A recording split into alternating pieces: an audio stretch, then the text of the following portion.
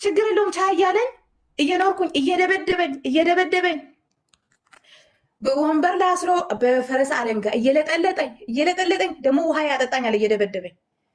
በቃ ነፍሴ ለመውጣት ስል ውሃ ያጠጣኛል።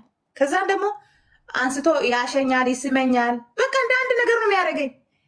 ከዛም በቃ እኔም በጣም ወደድኩት። በቃ እንደዛም እየተመታው እንደዛም ደም በደም እየሆንኩኝ በጣም ወደድኩት። በቃ እንደዛ እያልኩ አሁንም ውለድ ካልወለድሽ አለ።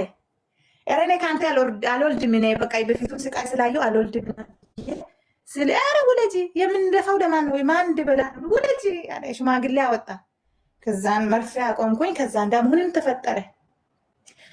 ወይኔ አሁንም ተፈጠረ። 3 ወር ሲሆነኝ አሁንም አንድ ቀን በነፍሰ ጡር ገሎኝ ነበረ፣ ደብድቦኝ ማለት ነው። ምን እንደሆነ በቃ አልወጣም። እኔ ባሌን በጣም ነው የምወደው። በቃ ምን እንደያዘኝ አላውቅም። ህይወቴን ሽጬ ነው የምወደው፣ ለምን እንደሆነ እንጃ። ከዛ እንደዚህ የቀጠቀጠ አምልጭ ሲሉኝ እኔ አላመልጥም፣ ተመልሼ ነው ቤት ውስጥ የምገባው። እንደዛ እያልኩ ሆዴ ተለቀ። አሁንም 6 ወር ሆነ። የ6 ወር እርግዝናዬን ተሸክሜ የተወርኩኝ አባቴ ጋር።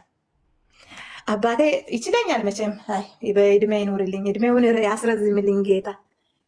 ከዛ በቃ አሁንም መጣሽ አለኝ። አዎ መጣሁ። አሁንም በይ በቃ አይዞሽ በርቺ እያለኝ ከዛን ሃይማኖቴን ቀየርኩኝ። ጸበል ምናምን ገባው። 9 ወሩ ከ10 ቀኑ ከ15 እኔ በኢየሱስ ስም ስለው አውዝ ቢላህ እንዴት ሃይማኖት ቀየርሽ ብሎ ያለ ዘተንከባለለ አውድማ ላይ ስንከባለል ሰው ሁሉ መጣ። ምንድነው ስለው እንዴት ሃይማኖቷን ቀየረች አለ። ታዲያ አንተ 6 ወር 4 ወር ይሄን ሁሉ ወር ስትጥል አይደል እንደ በቃ ከሚሞት ብላ ወደኛ ተመለሰች። ማን ያግዛታል አለ አባቴ።